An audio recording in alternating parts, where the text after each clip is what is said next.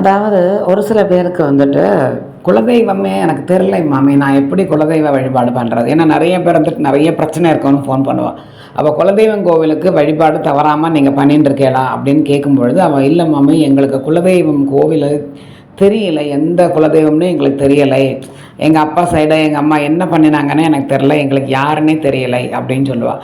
குலதெய்வம் யாருன்னு தெரியாதவா வந்துட்டு ஒரு மஞ்சள் பிள்ளையார் மாதிரி பிடிச்சி வச்சுட்டு அதில் 2 அருகம்புல்லை போட்டு ஒரு விளக்கேற்றி வைங்கோ. அதுக்கப்புறமா அதை அப்படியே ஒரு பித்தளை சின்ன தட்டில் வச்சு அதை அப்படியே இருக்கட்டும்.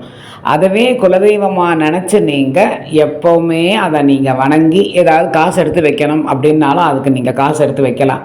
அதில் காசு எடுத்து வச்சுட்டு அதுக்கப்புறம் நீங்கள் எந்த கோவிலுக்கு போய்டுறோளோ அந்த கோவிலை நீங்கள் போட்டு வந்துடுங்க. குலதெய்வம் தன்னே உங்கள் ஆற்றுக்கு வந்துடும். கொஞ்ச நாளையிலேயே மேபி உங்களுக்கு அது யார் மூலியமாவது உங்களுக்கு தெரிய வரும், இதுதான் குலதெய்வம் அப்படின்னு சொல்லி. உங்களுக்கு யார் மூலியமாவது அவளே சொல்லிடுவா.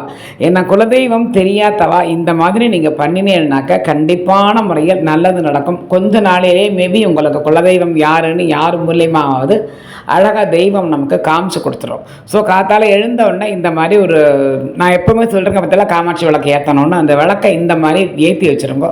குலதெய்வம் தெரிஞ்சவா தயவு பண்ணி குலதெய்வம் கோவிலுக்கு வருஷத்துக்கு ஒருக்கா போய் காசு என்ன போடுவேளோ போட்டுட்டு என்ன அர்ச்சனை உண்டோ அது எல்லாமே உங்கள் குடும்பம் அத்தனை பேருக்கும் நீங்கள் பண்ணிவிட்டு வாங்கோ. குலத்தை வழி வழியாக காப்பாற்றுவது தான் குலதெய்வம்.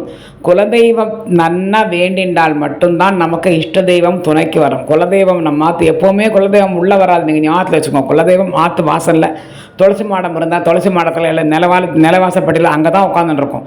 அங்கே இருந்தால் நம்மளை அவள் காப்பாற்றுவாள்.